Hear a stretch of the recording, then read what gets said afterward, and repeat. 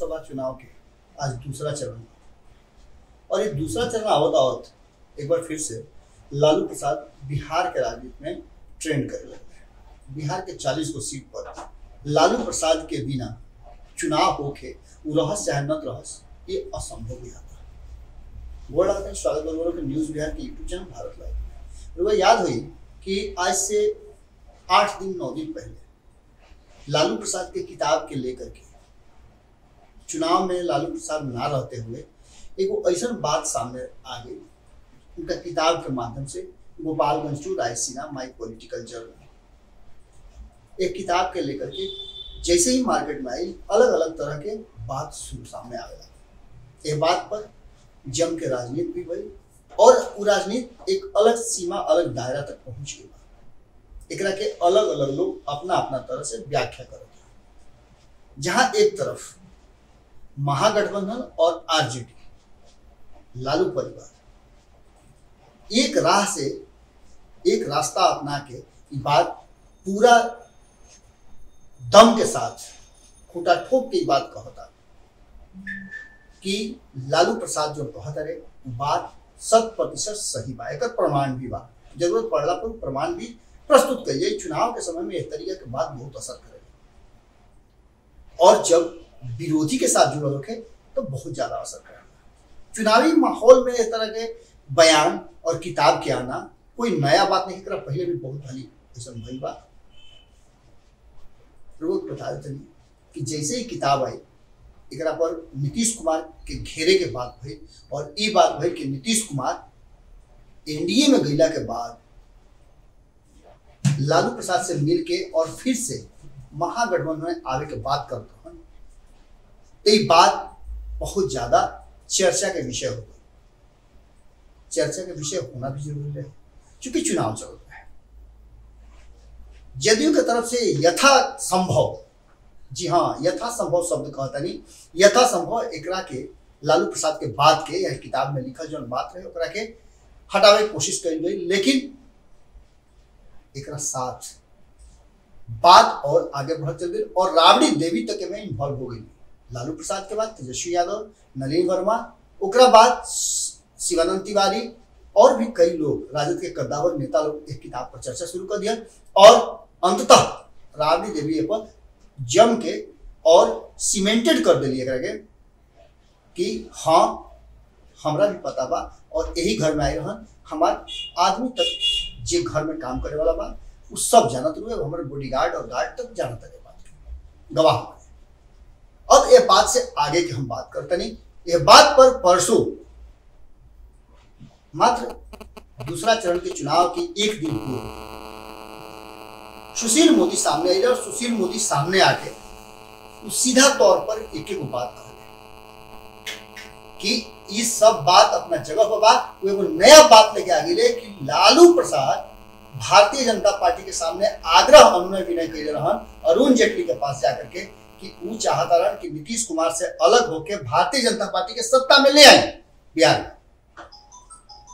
अब ये बात के लेकर के जितना सब भी बात हो रहा बा वो सब बात के का प्रमाण बा, इहो एगो बात बा, एक भी प्रमाण खुजाई। चुनावी दौर चल रहा बा, लेकिन ये बात तब कहे आई जब किताब के बात आई। ये बात तब कहे ना आई जब लालू प्रसाद अरुण जेटली से मिले गई। ये बात तब भी उजागर हो सकत रहे, सुशील मोदी उजागर कर सकत रहे। एकरा पर एगो लेख कहीं हमरा पढ़े के मिलल है जौना में चर्चा पूरा विस्तृत रूप से बा कि चुनावी दौर में एकरा पहले जे कुछ भी घटना घटल बा लालू प्रसाद कैसे उजागर गई बड़न, कैसे जाकर के मिलल बड़न और कई कई ट्रिप पे मिलल बड़न, तो पूरा वृतांत हो सुने मिलल बा एक कहानी के माध्यम से।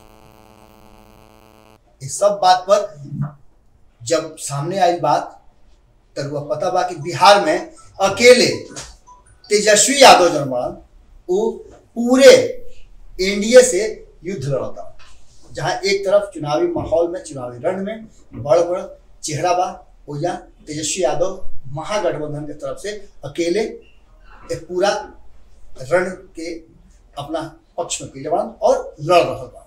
तेजस्वी यादव ट्वीट के माध्यम से अब सीधे सीधे नरेंद्र मोदी पर हमला कर दे रहे और नरेंद्र मोदी पर हमला करने से पहले रुआ के एगो बात जरूर हम बताई कि जब रुआ ट्विटर हैंडल पर जाए तेजस्वी यादव के तो सबसे पहले लिखल बा, जो सबसे पहला ट्वीट पिन करके रखल हुए रुआ के पढ़ के सुनाओ तनी कि अगर लालू जी बीजेपी से हाथ मिला लेते तो वो आज हिंदुस्तान के राजा हरिश्चंद्र होते।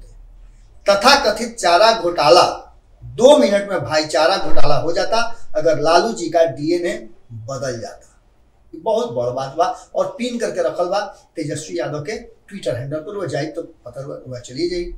अब एक बाद नरेंद्र मोदी पर हमला का करता रहे कि प्रिय नरेंद्र मोदी जी, आप जन्मजात नहीं नकली ओबीसी हैं। वो पता बा कि 2 धुरी पूरे चुनाव में चल रहा बा। एक धुरी बुढ़वे सवर्ण और एक धुरी बा बाकी के अन्य दल। अगर तेजस्वी यादव के बात मानल जाओ तो ई लड़ाई जो बा 85 बनाम 15 के चल रहा बा। खैर ये तो अलग बात बुढ़वे, लेकिन प्रधानमंत्री पर हमला करते हुए आप जन्मजात नहीं नकली ओबीसी हैं और हाँ आपने चोरी की है, क्या किया है पिछड़ों के लिए, क्वेश्चन मार्क पर। पीएमओ में एक भी अधिकारी ओबीसी नहीं है। देश में कोई वीसी प्रोफेसर ओबीसी नहीं है। किसी संवैधानिक संस्था का निदेशक ओबीसी नहीं है। जातीय अनुपात में ओबीसी का आरक्षण क्यों नहीं बढ़ाया? तो याद है कि 2014 के चुनाव में भी यही तरीके की कुछ बात आई है, आरक्षण से जुड़ा मुद्दा और बैकफुट पर बीजेपी। हालांकि वही नीतीश कुमार भी साथ रहा, लेकिन अब नीतीश कुमार के घेरा घेरी करे में और चुनाव ये दोनों के लेकर के तेजस्वी यादव के हमला कितना असरदार हुई ये तो अलग बात बा, दिगर बात बा, लेकिन उतने पर नहीं खम रुकल। एक पहले वो ट्वीट करता रहे कहा कि नरेंद्र मोदी जी नकली पिछड़े हैं। जन्म से लेकर 55 वर्ष तक वो अगड़े थे, फिर एक दिन अचानक पिछड़े बन गए। सच्चा, अच्छा और असली जन्मजात पिछड़ा कभी भी झूठा, बनावटी, मिलावटी, सजावटी और दिखावटी नहीं होता। पिछड़ों को बेवकूफ समझते हैं का गुजराती महोदय, क्या किए हैं पिछड़ों के लिए अगड़े महोदय।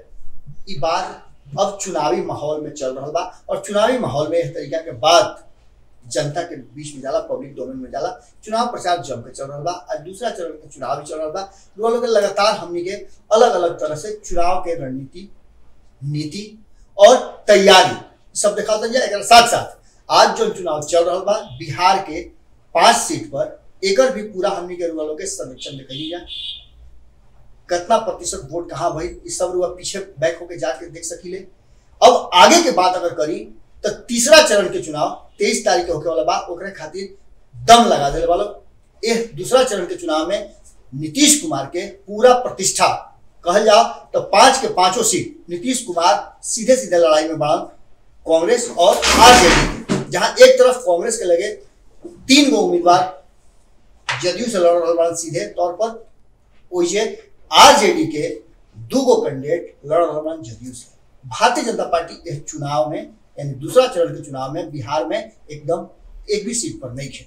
ये लड़ाई में पूरा ताकत जहां एक तरफ महागठबंधन झोंकले बा, वही दूसरा तरफ से एनडीए की तरफ से भी कोई कोर कसर नहीं के छोड़ दे। हालांकि ये बात के लेकर के भी बहुत सारा बात सामने आ रहा कि तेजस्वी यादव और महागठबंधन के बीच में थोड़ा बड़ा चल रहा बा मनमुटाव। तेजस्वी यादव कांग्रेस के साथ नाराज चलता, कांग्रेस के कुछ सीट ऐसा बा जना में विरोध हो रहा बड़ुए और विरोध के चलते तेजस्वी यादव थोड़ा असह्य महसूस करता है। चुनावी प्रचार कई बार कैंसिल कर चुके, कारण अलग अलग बतौले, लेकिन इस सब के बावजूद चुनाव हो रहा बा और चुनाव में 3 गो सीट कांग्रेस के जिम्मे बा। चुनाव प्रचार में फिर से एक बार तेजस्वी यादव आगे बढ़े। तीसरा चरण के चुनाव के प्रचार शुरू हो गई बा। दूसरा चरण में रुआ लोग से आग्रह हम लगातार करते जा कि रुआ लोग अधिक से अधिक संख्या में वोट करी, ऐसे कि वोट करब तो लोकतंत्र मजबूत हुई। चुनावी रणनीति, राजनीति अपना जगह पर बा, वोट करे के जनता जनार्दन के बा। बिहार राजनीतिक रूप से सबसे जागृत प्रदेश माना जाला और बिहार की जनता राजनीतिक रूप से बहुत आगे बढ़ चढ़ के हिस्सा ले रही। अब तक के रुझान यह बा कि 40% के आसपास टोटल वोट वही बा। आगे देखने वाला बात हुई कि तीसरा चरण में का होता, हालांकि 2 चरण में मान के चलिए कि 1/4 हिस्सा जो बा वो वोटिंग खत्म हो गया। आवे वाला जे भी चुनाव हुए और दर्शक हिस्सा ली और यह राजनीति और रणनीति में रउआ का देखा तानी का समझ तानी हमें कमेंट के माध्यम से जरूर बताई। समय फिर मिला तानी कोनो खबर या विश्लेषण लेकर के बोला।